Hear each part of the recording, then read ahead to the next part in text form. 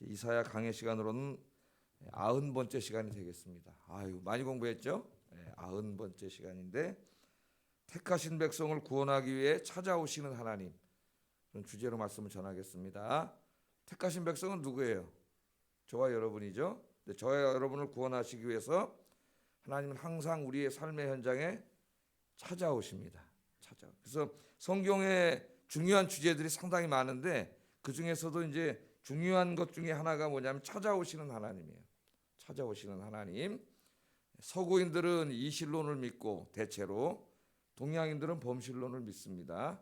서구인들 무신론자들도 많지만은 신의 존재를 믿는 사람들은 이실론을 믿어요. 이실론 범실론은 제가 여러 번 설명을 했죠. 하나님이 계신다. 그것까지는 인정을 하고 또 하나님이 모든 우주 만물과 인간을 창조하셨다. 그것까지는 인정을 하지만 하나님은 다 창조하신 이후에는 더 이상 간섭하지 않으신다. 그게 이실론이에요. 하나님 저 하늘 높은 하나님 보좌에 하나님 거기 앉아 계셔요. 그리고 인간의 세상 우주는 하나님이 시계처럼 잘 짜여진 기계처럼 다 우주의 법칙을 물리 법칙을 만들어서 거기다 놨기 때문에 자동으로 자기가 자연의 법칙에 의해서 움직이게 돼 있고 하나님 더 이상 간섭하지 않는다. 하나님이 간섭하지 않는다면은 없는 거나 마찬가지죠. 그렇잖아요. 창조하셨는데 간섭을 하지 않으셔. 여기서 무슨 일이 벌어지더라도 택하신 백성들의 삶에 전혀 간섭하지도 않으시고 그럼 없는 거나 마찬가지잖아요. 동양인들은 또 뭘 믿어요? 우리 힌두교, 특별히 힌두교, 불교, 범실론이죠. 저 위에 초월에 계신 창조주 하나님이 계시지 않아요. 거기는 삼라만상이 다 신이에요. 모든 게 다 신이에요. 다 범실론이잖아요. 그럼 그 초월에 계신 하나님이 없다면은 우리를 구원할 신은 없는 거예요. 역시 무신론이나 마찬가지예요. 없는 거예요. 그래서 불교의 궁극적인 구원은 윤회가 아닙니다, 여러분. 윤회는 구원받지 못한 상태예요. 그래서 불교에서는 극락에 가는 것도 구원이 완성되는 게 아니에요. 윤회하는데 가장 좋은 곳에 가 있는 것이지 완성된 게 아닙니다. 극락에서도 뭐라고 그랬죠? 불교에서 자기 이 땅에서 행했던 공적이 다 끝나면 다시 사바세계로 내려와요. 사바세계로. 영원한 곳이 아니에요. 그럼 영원한 구원은 뭐예요? 이 윤회의 사슬을 뚫고 삼라만상으로 돌아가서 자연의 일부가 되는 게 구원이에요. 불교에. 기독교 같은 구원이 없습니다, 여러분. 그걸 열반했다 그러잖아요. 열반. 사리가 나와서 열반했다 그러면은 이제 그분은 윤회의 사슬을 끊고 삼라만상으로 돌아가서 이 자연의 일부로 사는 거예요. 근데 우리 기독교는 하나님은 초월해 계시면서 창조주 하나님으로 초월해 계시면서도 팔짱만 끼고 계신 게 아니라 우리 인간의 삶의 현장에 찾아오셔서 우리 삶에 어떻게 개입하시고 역사하시고 섭리하시고 주일날 제가 하나님의 때와 섭리에 대해서 설교를 했죠. 그 창조주 하나님이 우리 인간의 세계에 찾아오셔서 왜 찾아오세요? 우리를 도와주시려고, 여러분 기도에 응답해 주시려고, 궁극적으로 구원해 주시려고 찾아오시는 거죠. 그래서 그 찾아오시는 것이 바로 하나님의 은혜예요. 하나님의 은혜. 그래서 성경을 읽어보면 구약시대 하나님은 택하신 백성들을 계속 어떻게 찾아오시죠. 출애굽할 때도 그들이 막 너무나 힘들어서 애굽 노예 생활 때문에 힘들어가지고 탄식하게 기도하니까 하나님이 그 현장에 찾아오셔가지고 애굽을 치시고 홍해도 갈르시고 광야길 구름기둥 불기둥으로 함께 계시잖아요. 함께 40년 동안 신발이 헤어지지 않고 옷이 떨어지지 않도록 하나님 먹여주시고 입혀주시고 물을 주시고 요단강도 멈추게 하시고 건너게 하시고 이기게 하시고 태양도 멈추시고 할렐루야. 아이가 없는 사람에게 아이를 주시고 하나님 역사하시는 하나님. 2000년 전에는 이 땅의 문제로부터 우리를 구원하실 뿐만 아니라 궁극적으로 우리를 죄에서 구원하시기 위해서 인간의 몸을 입고 찾아오셨죠. 그리고 지금은 하나님이 성령을 보내주셔서 예수 믿고 구원받은 여러분들과 늘 함께 계시죠. 할렐루야. 찾아와 계세요. 여기서 끝나는 게 아니라 주님이 이제 마지막 정하신 때가 되면은 다시 영광의 주님으로 재림하시죠. 그래서 그때는 그냥 이 땅의 문제 조금 해결해 주는 게 아니라 죄와 죽음의 궁극적인 문제로부터 우리를 구원해 주셔서 우리에게 영생을 주시고 하나님 나라를 주시죠. 할렐루야. 그 성경의 주제가 다 이거예요. 찾아오시는 하나님. 오늘 이제 읽은 이 말씀이 그것을 우리에게 가르쳐 줍니다. 한번 좀 간단하게 한번 좀 이렇게 묵상해 보겠어요. 자, 이사야 52장은 절망 가운데 주저앉아 있는 예루살렘 거민들에게 힘을 주시는 하나님의 말씀이에요. 격려의 말씀으로 오늘 이 말씀이 시작되고 있습니다. 격려의 말씀으로 1절 2절 한번 읽어봅니다. 시작.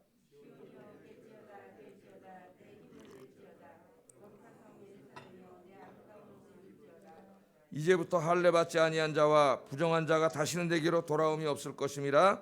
너는 티끌을 털어버릴지어다. 예루살렘에 일어나 앉을지어다. 사로잡힌 딸 시온이여 내 목의 줄을 스스로 풀지어다. 하나님이 계속 우리에게 격려의 말씀을 하시는데 오늘 말씀을 보면 6번의 격려의 말씀을 하십니다. 6번의 격려의 말씀.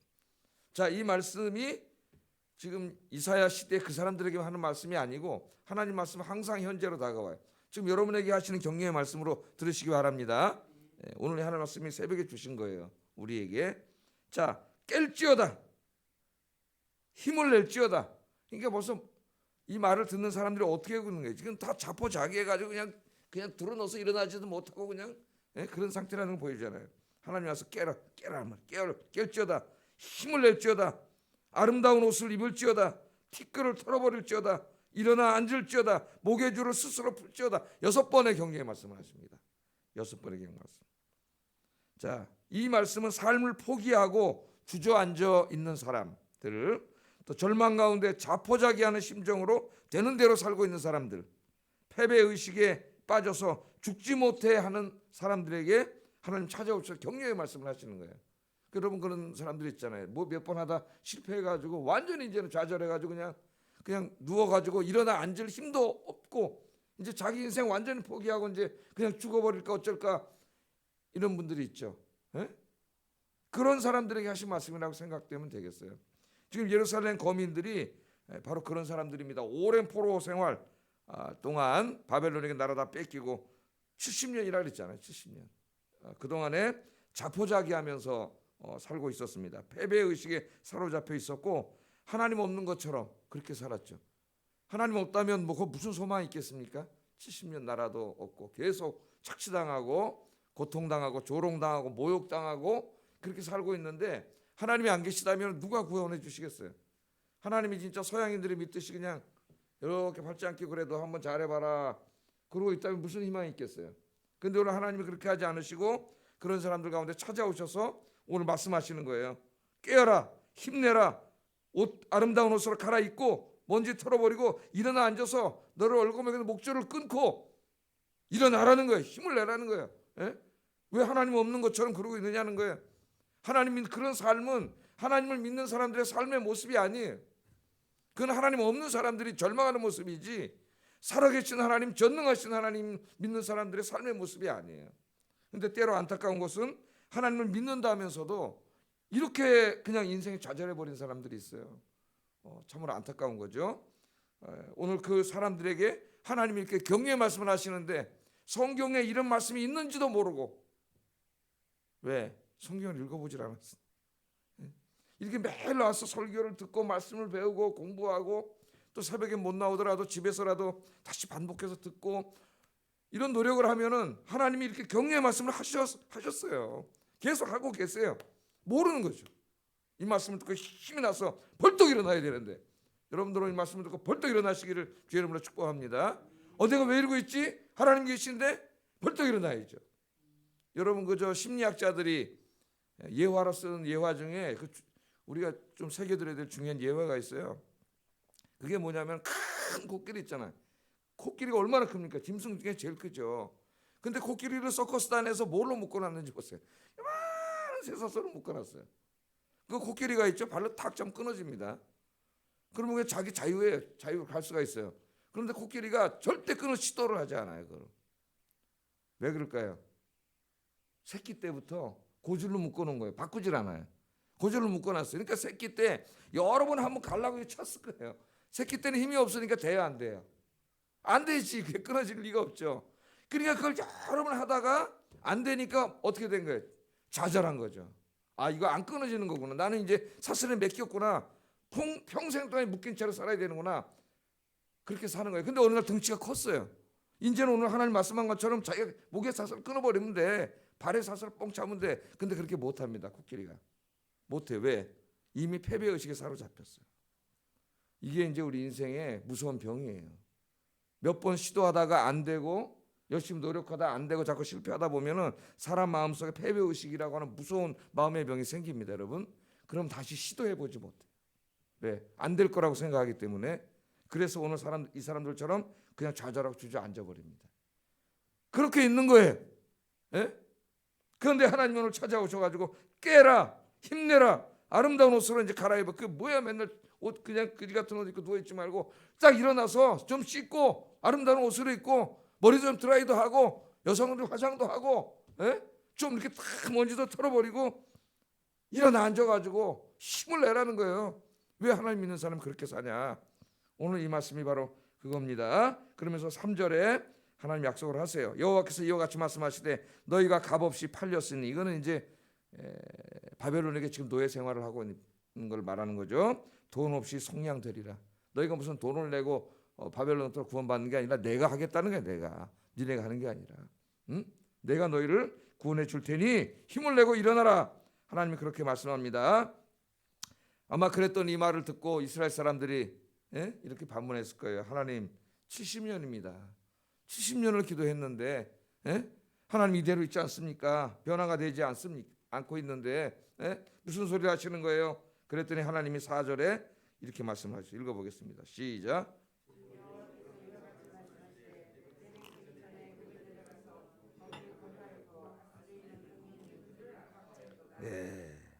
뭐를 말씀하세요? 두 가지로 말씀하시잖아요. 애굽에서부터 구원해 주신 말씀과 아수르로부터 구원해 주신 말씀을 예로 하시는 거예요. 그런 소리 하지 마라. 네 조상들이 애굽에서 노예 생활할 때 이 말씀 계속 하시죠. 하나님께서 애굽에게 10번 재앙을 내리시고 왕을 치시고 그래가지고 너희를 구원해 주고 바다도 갈라주셨고 40년 동안 먹여주셨고 하나님 다 그렇게 하지 않았느냐. 아수르 군대가 쳐들어왔을 때도 내가 천사를 보내서 18만 5천 명을 하루아침에 죽여버리고 너희들 다 구원해 주지 않았느냐. 이 말씀 왜 하세요? 지금도 그렇게 해 주실 거라는 거예요. 실망하지 말고 일어나 앉아서 하나님 붙잡으면은 내가 지금도 그렇게 하겠다. 하나님 그렇게 말씀을 하십니다. 5절 6절 한번 읽어보겠습니다. 시작. 내가 여기서 이렇게 하랴. 여호와께서 말씀하시되 그들을 관할하는 자들이 떠들며 내 이름을 항상 종일토록 더럽히도다. 그러므로 내 백성은 내 이름을 알리라. 그러므로 그날에는 그들이 이 말을 하는 자가 나인 줄을 알리라. 내가 여기 있느니라. 아멘. 지금 바벨론이 교만해져 가지고 자기들이 믿는 신이 여호와 신을 이겼다고 떠들어대면서 하나님을 조롱하고 모욕하고 있습니다. 이스라엘 사람들이 보기에도 저놈의 나라가 절대로 망할 것 같지가 않아요. 너무나 강력한 세력이 있기 때문에 이게 바벨론이 망할까? 아마 북한에서 지금 숨어서 예수 믿고 기도하고 있는 분들이 그러고 이 공산 정권이 정말 망할까? 그러고 있는지도 모릅니다. 하나님은 이제 저 공산당들도 무너지게 할 줄로 믿습니다. 우리가 기도하면 지금은 그들이 상상이 안 되겠죠. 저게 무너질까? 그렇게 했죠. 그러나 하나님이 다 그들을 무너뜨리시겠다고 말씀을 하시고 구원해 주시겠다고 말씀하시고 그날에 너희들이 이 일을 한 자가 이 일을 한 사람이 아니죠. 이 일을 한 뭐라 그래야 돼? 분이 하나님인 줄 알리라. 내가 이 일을 했다는 걸 너희가 그때 알리라. 그렇게 이야기하고 있습니다. 오늘 새벽에 오셔서 기도하시는 여러분, 여러분의 상황과 여러분의 인생의 직면에는 문제가 무엇인가는 중요하지 않습니다. 중요한 거는 뭐냐면은 여러분의 믿음이에요. 믿음. 여러분이 하나님을 믿고 의지하고 소망하고 힘들지만 오랫동안 이 일이 잘 해결되지 않았지만 하나님이 살아계심을 믿고 끝까지 기도하고 있는가. 이게 중요하다는 거죠. 여러분의 미래는 현재에 의해서 결정돼요. 여러분이 현재 지금 뭘 하고 있느냐. 그냥 하나님도 없는 것처럼 주저앉아가지고 나자빠져서 내 인생 끝이야 하면서 그냥 그렇게 자포자기하고 있으면 아무것도 이루어지지 않아요. 오늘 하나님 일어나라 그랬습니다. 일어나 앉아서 깨서 일어나서 옷도 갈아입고 하나님 있는 것처럼 힘을 내고 사슬도 끊어버리고 하나님 옆에 나오라 그랬어요. 그 오늘 새벽에 잘 나오셨습니다. 여러분. 이게 나와서 기도한다는 자체가 이미 여러분 인생의 소망이에요. 소망. 하나님의 놀라운 응답을 체험하시게 되고 하나님이 정말 나를 구원해 주셨구나. 내 인생의 문제를 해결해 주셨구나. 아, 이 일을 하신 분이 하나님이구나. 오늘 말씀처럼 그렇게 간증할 날이 곧 올 줄로 믿습니다. 그래서 우리 기독교인의 삶은 간증의 삶이 돼야 돼요. 간증의 삶. 자, 7절 10절은 하나님께서 이제 약속하신 대로 찾아오시는 그림이에요. 구원하시려고 찾아오시는 거죠. 찾아오시는 그림입니다. 자, 파수꾼들이 지금 이 파수꾼들이 보초 서는 비유를 들고 있어요. 성 멀리 이제 이렇게 쳐다보고 있는 거죠. 파수꾼이 제일 높은 데 올라가서 적군이 혹시 쳐들어오는지 누가 성으로 오는지 다 멀리 쳐다보고 있잖아요. 파수꾼들이 이제 성을 지키면서 쳐다보고 있는데 가만히 보니까 시온 성을 향하여 하나님이 찾아오시는 거예요. 지금 그 그림을 보여주는 겁니다. 깜짝 놀랐겠죠. 하나님이 찾아오시는데 하나님이 찾아오시는 걸 보고 기뻤겠어요? 슬펐겠어요? 기뻤죠. 너무나 기뻤죠. 이게 소망의 소식이기 때문에. 그래서 파수꾼들이 시온으로 오시는 하나님을 보고 너무 기뻐서 이 기쁜 소식을 예루살렘 거민들에게 야! 우리를 도와주시려고 하나님이 찾아오신다 하고 외치러 뛰어오는 거예요. 지금 막 마을을 외치려고. 근데 오늘 하나님 뭐라 하냐면 이 기쁜 소식을 절망에 있는 사람들에게 전하려고 뛰고 있는 그 발이 얼마나 아름다운 발이냐 그렇게 말씀을 하고 있는 겁니다. 그래서 이 말씀은 우리가 전도에다가 많이 적용을 해서 설교를 했죠. 그죠? 이 구원의 기쁜 소식을 들고 온 세상으로 뛰어다니면서 여기 하나님의 구원이 있습니다. 이 기쁜 소식이 있습니다. 하나님이 통치하십니다. 하나님이 구원하십니다. 그렇게 외치고 다니는 전도자의 발이 가장 아름다운 발이다. 하나님이 보실 때. 할렐루야. 네, 오늘은 이제 전도에다는 적용하지 않고 하나님의 구원 찾아오심에다 적용을 하겠어요. 다 적용해도 됩니다. 설교 시간이 길어지니까. 자, 7절 8절 한번 읽어보겠습니다. 이 사람이 지금 보고 이 기쁜 소식을 외치는 내용이 뭔지 한번 읽어보겠습니다. 시작.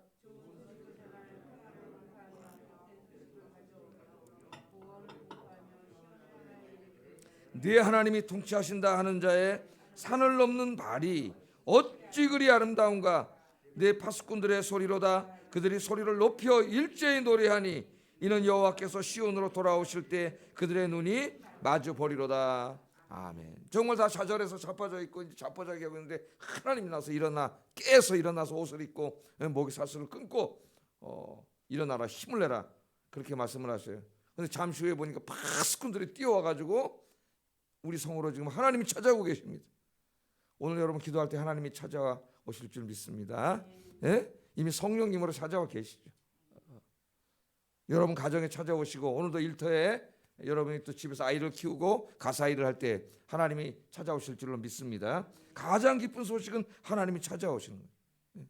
그걸 제일 먼저 본 사람이 파수꾼이고 파수꾼은 우리가 선교에다가 적용하면 아까 제가 말씀드렸듯이 복음 전하는 사람이 되겠죠. 우리가 이미 먼저 하나님의 구원을 안 사람이기 때문에 이걸 알지 못하는 사람들에게 가서 이 기쁜 소식을 이야기하는 것이죠. 오늘 하나님 찾아오시는 거예요. 9절 10절 한번 읽어보겠습니다. 찾아오셔서 어떻게 하시는지. 9절 10절 시작. 기쁜 소리를 내어 함께 노래할지어다. 이는 여호와께서 그의 백성을 위로하셨고 예루살렘을 구속하셨습니다. 여호와께서 열방의 목전에서 그의 거룩한 팔을 나타내셨으므로 땅 끝까지 모두 우리 하나님의 구원을 보았도다. 아멘.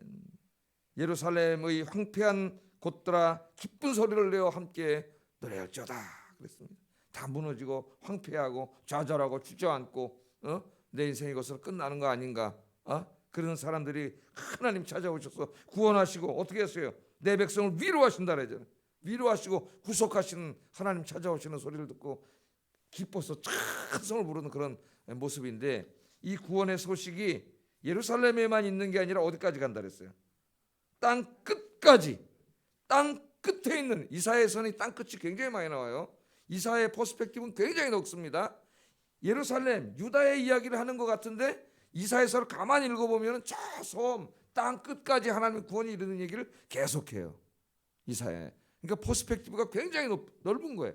우리 교회, 내 생활 요 정도가 아니라 전 세계를 품은 신학자가 이사야입니다. 바울 같은 사람의 구약에. 땅 끝까지 하나님의 구원이 나타남을 땅 끝에 있는 사람도 다 보게 될 거니까 단지 지금 예루살렘의 구원만을 말하는 게 아닙니다. 예루살렘의 구원을 말하는 거죠. 1차적으로는 지금 바벨론이 고통당하고 있는 그들을 구원해 주는 거지만 이 구원이 땅 끝까지 이른다고 이야기함으로써 온 땅에 임할 하나님의 구원을 다 이야기하는 거예요. 그래서 제가 그림을 여기 이제 보시면은 이사야서를 읽어보면은 이사야 예언 속에 오늘 말씀 속에서는 이 세 가지가 동시에 다 나타나요. 시온성, 지금 예루살렘 성의 문제를 해결해 주시는 거죠. 그들에게는 실존적인 문제입니다 지금. 그런데 여기에 보면은 하나님의 찾아오심이 우리를 구원하시기 위해서 땅 끝까지 구원하시기 위해서 찾아오심이 나와요. 그 찾아오심이 2000년 전에 찾아오셨어요. 초림 예수님이. 근데 지금 구원이 완성되지는 않았어요. 이미 시작은 됐지만 언제 완성돼? 다시 재림하실 때 온 땅의 구원이 완성돼요. 그럼 우리는 신약 시대를 살고 있기 때문에 이 세 시기를 구분합니다. 우리는. 그러나 이사야 때는 이 구분이 안 됐어요. 이사야는 구약 시대 사람이기 때문에 이사야 예언 속에는 이 예루살렘을 구원함과 2000년 전에 우리는 이미 경험했죠. 이사야는 700년 후에 이제 예수님 찾아오시니까 저 초림과 재림 이것이 하나로 보이는 거예요. 하나로. 이 예언 속에는 선지서에는 굉장히 많이 나와요. 하나로 보여요. 자, 그래서 그 다음 그림을 보세요. 자, 이 그림을 보세요. 자, 시온은 예루살렘. 지금 이 예언이 이 말씀을 듣는 그 시대 사람들에게 이루어지는 것이죠. 지금 바벨론으로부터 구원이에요. 이사야는 이 세계가 한 시대의 하나의 그림으로 보였지만 이제 우리는 어떻게 알아요? 그 이사야와 초림 사이에 대략 700년의 그림. 그러니까 바벨론으로 따지면은 한 500년 이상의 기간이 있었던 것이죠. 또 예수님 2000년 전에 오셨습니다. 근데 우리는 아직 재림하시는 예수님 또 우리 기다리고 있죠. 그러니까 지금 이 사이에는 벌써 2000년이 지났어요. 우린 교회 시대에 살고 있고 예수님 재림하시고 하나님 나라가 이루어져요. 근데 이 세 번의 주님의 찾아오심을 이사야는 하나의 그림으로 바라보고 있는 거예요. 지금 예루살렘 성을 하나님 구원하시려고 찾아오시는데 예루살렘을 구원할 뿐만 아니라 이 구원이 땅 끝까지 이른다고 하는 하나의 그림으로 보는 거죠. 이렇게 하나가 되는 거예요. 이건 내가 안 했는데 하나로 잘 그려놨네. 그래서 하나의 그림이 된 거예요. 재림과 초림 시온을 하나로 보는 거예요. 그러나 우리는 실제로 알죠. 여러분 제가 여러 번 설명했죠. 우리가 도로를 이렇게 국도를 가다 보면은 산들이 이렇게 산들이 있죠. 산들이 여기 있고 뒤에 있는데 뒤에 산이 높으면 앞에 있는 산하고 아까 같이 붙어서 세 개의 그림이 붙어 있는 것처럼 붙어 있는 걸로 보이죠. 그런데 실제로 내려서 걸어가 보면은 거리가 있는 것과 마찬가지. 이걸 이제 예언적 전망이라 그래요. 예언적 전망. 선지서를 읽을 때 좀 신학적인 내용이지만은 그렇습니다. 그래서 우리는 이미 아까 그 시온성의 구원은 우리는 이미 성경을 통해서 역사를 통해서 다 알고 있고 또 초림도 이미 2000년 전에 예수님이 오셨어요. 우린 그걸 신약 성경을 통해서 다 알고 있어요. 이제 우리에게 하나 남은 건 뭐예요? 재림하시는 예수님이죠. 재림하시는 예수. 그래서 땅 끝까지 하나님의 구원이 이루어지는 그날을 우리는 기다리고 있으니까 이사야보다 훨씬 더 하나님의 계시가 밝히 밝혀진 시대에 우리는 살고 있는 거예요. 행복한 사람들이에요. 저 시대 사람들은 이거 몰랐죠. 이렇게 세 번에 걸쳐서 이런 일이 이루어질 거라는 것을 저 시대 사람들은 몰랐어요.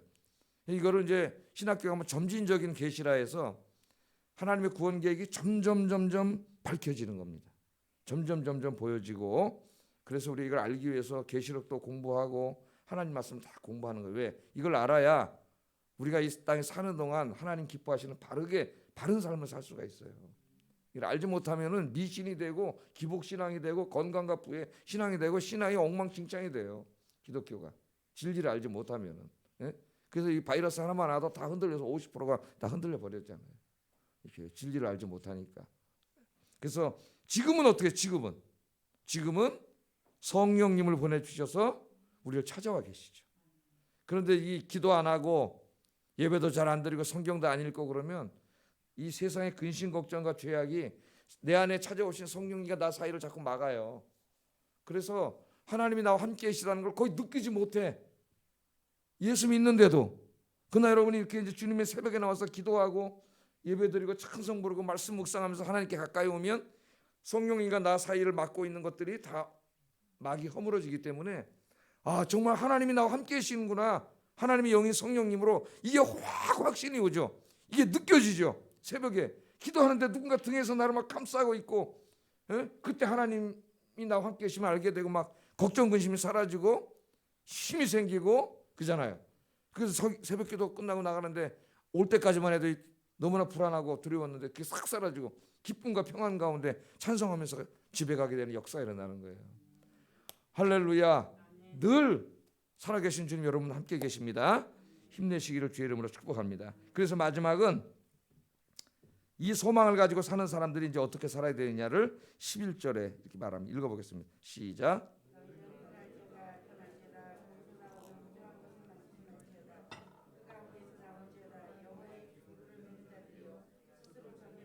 네, 하나님 뭐라 그래요? 떠날지어다 거기서 나오고 부정한 것을 만지지 말지어다. 그 가운데서 나올지어다 스스로 정결하게 할지어다. 이제 어떻게 됩니까?